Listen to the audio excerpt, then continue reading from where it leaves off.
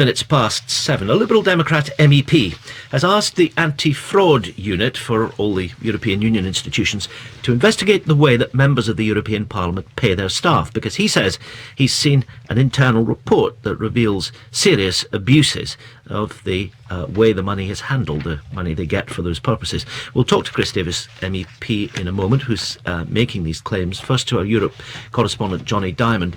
Johnny, how much money do MEPs get to pay their staff with? Well, overall, they get just over £100 million a year. Individually, they get something around £120,000 each. And the problem that appears to have been brought out in this internal audit, which is still secret and I haven't seen, but I've been told by a reliable source what's inside it, is that that money is simply not being properly supervised. One MEP is reported to have taken the money and not employed anyone. Another MEP is said to have just employed one person, which would be a very high wage, even by European Parliament standards. And then there's a sort of long list of things which essentially slip from, depending on your view, either very sloppy administration to downright fraud, social security payments not being made, independent bodies not being independent, and just a sort of murkiness about where this really large sum of money is going to. How tough can the anti-fraud unit be?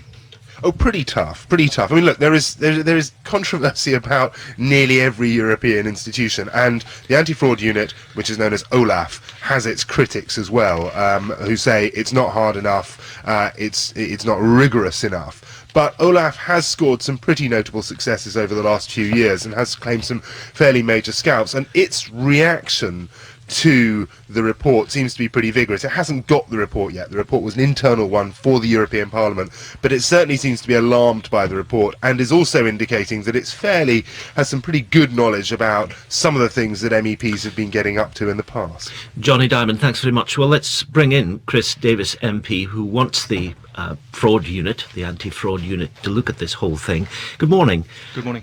What is it that's convinced you that this investigation is necessary? Oh, complete shock and horror when I saw this document. I heard about it completely by accident. I found that as a member of the Budget Control Committee, I was one of the very few MEPs allowed to see it if I signed documents demonstrating confidentiality, if I sat in a private sealed room under supervision without taking notes. So you can't reveal the details publicly, but you're happy to say that it shocked you? I'm not supposed to reveal those details, but I have to say, first of all, this document should absolutely not be kept secret. It should definitely be in the public domain. It outlines from our auditors the problems, the extent of the problems. It outlines individual examples of malpractices, but without naming the MEPs concerned. And it projects a whole host of recommendations for improvement.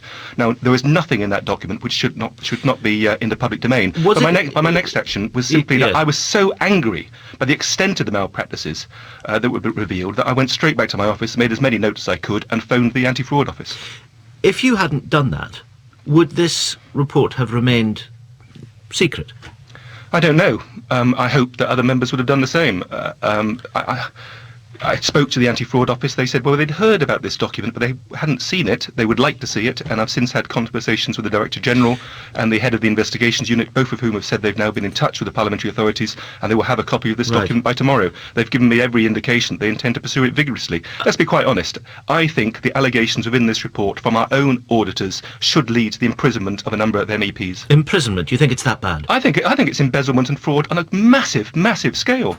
Now, the only question, in my mind, is whether or not the Parliament has actually put in place such appallingly lax systems that MEPs are able to work within the rules and within the law, yet at the same time pocketing huge sums of money. I don't want to condemn everyone here. There's a lot of people in this Parliament working very hard for good purposes and are doing their very best to be honest and to bring about reform.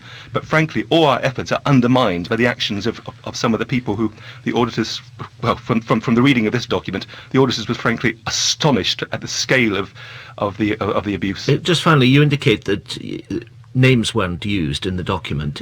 Does that mean you don't know whether or not any British members of the European Parliament are involved in the practices that have shocked you so much? No, I don't know. I would say, generally speaking, British and Scandinavian parliaments and the members who represent those countries, Dutch members and others, would tend to be amongst the greatest reformers, and I hope their practices are amongst the cleanest. I think probably the House of Commons now and the Scandinavian parliaments are amongst the cleanest and most rigorous when it comes to accounting terms parliaments in Europe.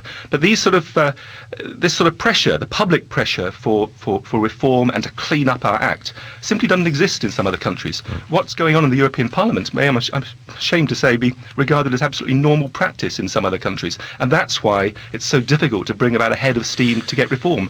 Maybe it's going to take a few MEPs being locked up and put into prison before we get that momentum. Chris Davies, MEP, thanks very much.